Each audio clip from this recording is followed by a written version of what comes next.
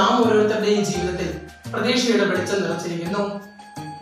ഓരോ വീടും അലങ്കാരങ്ങളാൽ നിറഞ്ഞിരിക്കുന്നു. പല വീട്ടുമുറ്റത്തും മനോഹരമായി പുൽക്കൂടുകൾ തയ്യാറായിക്കൊണ്ടിരിക്കുന്നു. എന്നാൽ നാം ഓരോരുത്തരുടെയും ഹൃദയം ക്രിസ്തുവിന് പിറക്കാനുള്ള പുൽക്കൂടിനായി സജ്ജമാക്കപ്പെട്ടിരിക്കുന്നു. പുൽക്കൂട് അത് ദൈവത്തിന്റെ ലാളിത്യമാണ്. രക്ഷകനായ മിശിഹായ്ക്ക് ജനിക്കുവാനായി കൊട്ടാരമോ രാജകീയ ഭവനമോ തയ്യാറാക്കിയില്ല. എന്നാൽ ഒരു കറുത്ത രാത്രി, തണുത്ത കാറ്റ്, സാധാരണ പുൽക്കൂട്. ഈശോ നമ്മോട് പറയാതെ തന്നെ പറയുകയാണ്, ലാളിത്യമുള്ള ഹൃദയമാണ് അവിടത്തേക്ക് വസിക്കുവാൻ ഏറ്റവും ഇഷ്ടമുള്ള വസതി എന്ന്. പുൽക്കൂട്ടിലെ ഓരോ പുൽത്തണ്ടും നാം ചെയ്യുന്ന ഓരോ നന്മകളെ പ്രതിനിധീകരിക്കുന്നു.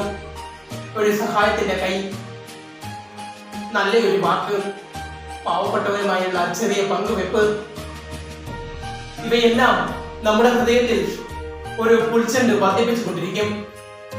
മറ്റൊരാളുടെ കണ്ണിൽ പ്രതീക്ഷയുടെ, പ്രത്യാശയുടെ വെളിച്ചം നിറയ്ക്കാൻ സാധിക്കുക എന്നതാണ് ക്രിസ്തുവിന് ഏറ്റവും ഇഷ്ടപ്പെട്ട, മറ്റൊരാൾക്ക് കൊടുക്കുവാൻ സാധിക്കുന്ന ഏറ്റവും വിലയേറിയ സമ്മാനം.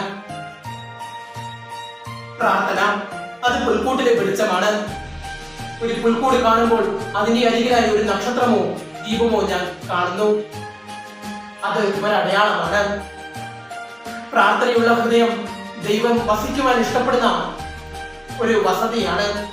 എന്നാൽ പ്രാർത്ഥനയില്ലാത്ത ഹൃദയം ഇരുട്ടിലായി പോയ പുൽക്കൂട് പോലെയാണ്. നാം ഓരോരുത്തരുടെയും ഹൃദയം യേശുവിനെ വസിക്കുവാൻ, പിറക്കുവാൻ സാധിക്കുന്ന വിധമുള്ളതാകണം. ക്രിസ്തുമസ് വരുമ്പോൾ വീടിന്റെ മുമ്പിലും മറ്റു സ്ഥാപനങ്ങളിലുമല്ല അലങ്കാരങ്ങൾ ഉണ്ടാകേണ്ടത്.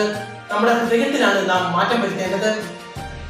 യേശുവിനെ വസിക്കുവാൻ, മറ്റുള്ളവരെ സ്നേഹിക്കുവാൻ തക്കവിധം നമ്മുടെ മനസ്സിനെ നാം പാകപ്പെടുത്തിയെടുക്കണം. ലാളിത്യമുള്ളവരായി നാം തീരണം. നമ്മുടെ ഹൃദയത്തിൽ ക്രിസ്തുവിനായി, ക്രിസ്തുവിന് ജനിക്കുവാനായി മനോഹരമായ ഒരു പുൽക്കൂട് നാം തീർക്കണം. അതിന് എല്ലാവർക്കും സാധിക്കട്ടെ. എല്ലാവർക്കും ക്രിസ്തുമസിന്റെ മംഗളങ്ങൾ നേരുന്നു. നന്ദി. ജയ് മിഷന്റെ.